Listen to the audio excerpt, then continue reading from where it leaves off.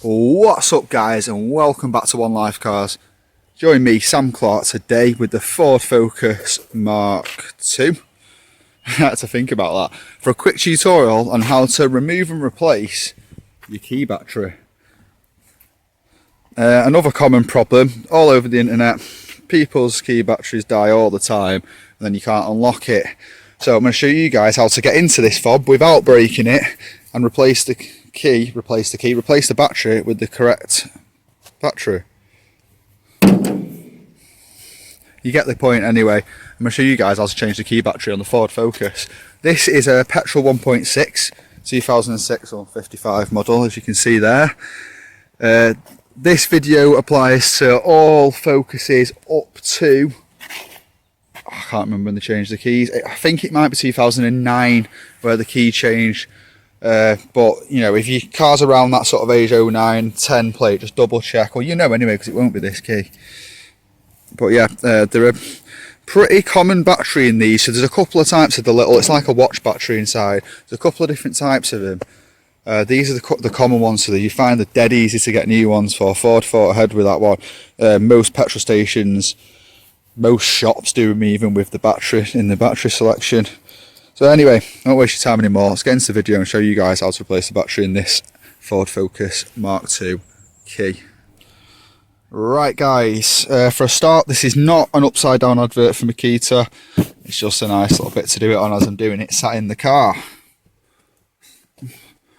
So your key, dead simple on this one.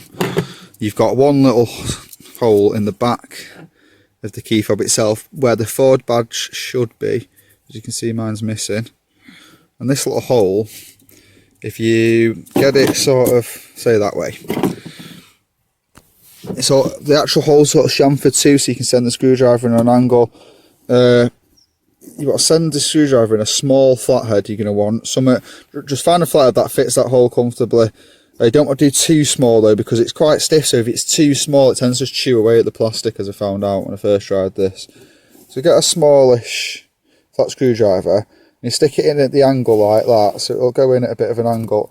I'm sorry guys, I'm trying to do this with one hand and it's harder than I thought it'd be. Like so. Right, let's not waste your time now guys. So stick your flat screwdriver in at an angle and then imagine leaving it towards the camera now, like that way. So if you stick it in right, I won't be able to do it one hand because the key will just move.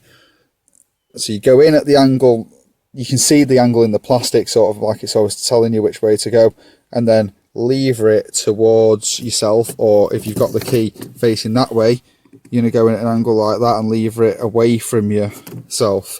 And that bit there, you can see the line going around there, that will just slide forward, separating the actual key bit at the top from the housing itself. And then we'll move on to the next stage. So I'll get this open now and show you the next bit.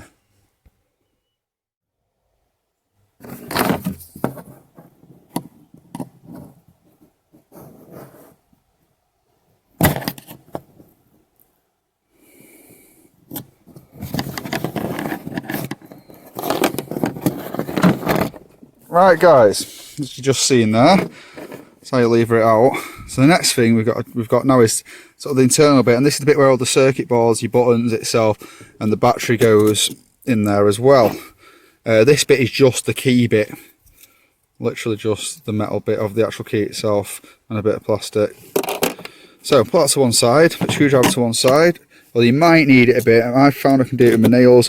So you can see here, you've got these little grooves that side there, and the same on the other side, and it's just a case of getting something in them, like my nail in this case, and unclipping each side like so. When you do this though, try not to send it flying, because then it'll all separate, and try and keep it that way up as you do it, so all the circuit board stuff doesn't fall out. It shouldn't fall out because it is, I think it's connected or screwed in inside it, but right, we've separated that. So like I said before, that's all your little circuit board bit, and now the buttons on the other side. See where my dog's chewed the buttons. Luckily it didn't break anything, it all works fine. And this is the bit you're looking for, the battery itself.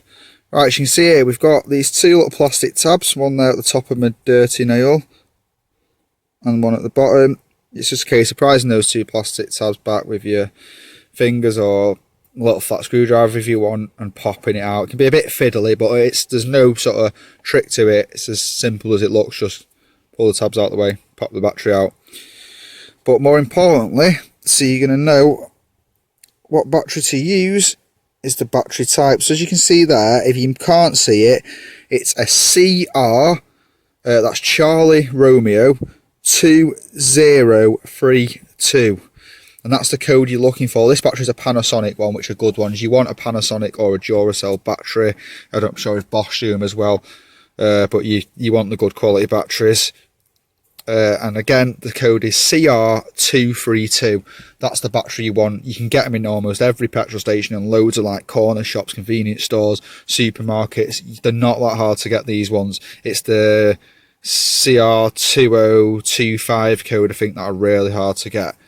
But yeah, it's just a case of finding that battery, popping this out. Right, and when you've changed your battery with your new one, reassembly is dead simple. Literally going to get it the right way around. Obviously the little holes line up where the keyring goes through, and maybe do the battery side that way so you don't, again, just being a bit more careful with that circuit board, because they can break just from being manhandled. They're quite sensitive, and if it's old. And also another thing is, I did with this key last time I did it, clean it out so you get all the crap out of it, pop it back together like that, dead easy. Literally just clicks back together with your fingers and then slide the end back on. Right guys, I hope you found this video useful.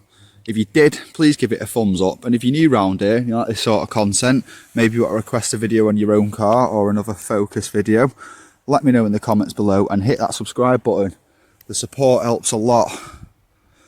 But that's about it for today's video. I hope you found it useful. I hope you've got your key fixed and you've not got a broken key and need a new one, because that can be a ball ache getting it coded and stuff. And that is how to replace the key for the Ford Focus Mark II. Until next time guys, peace.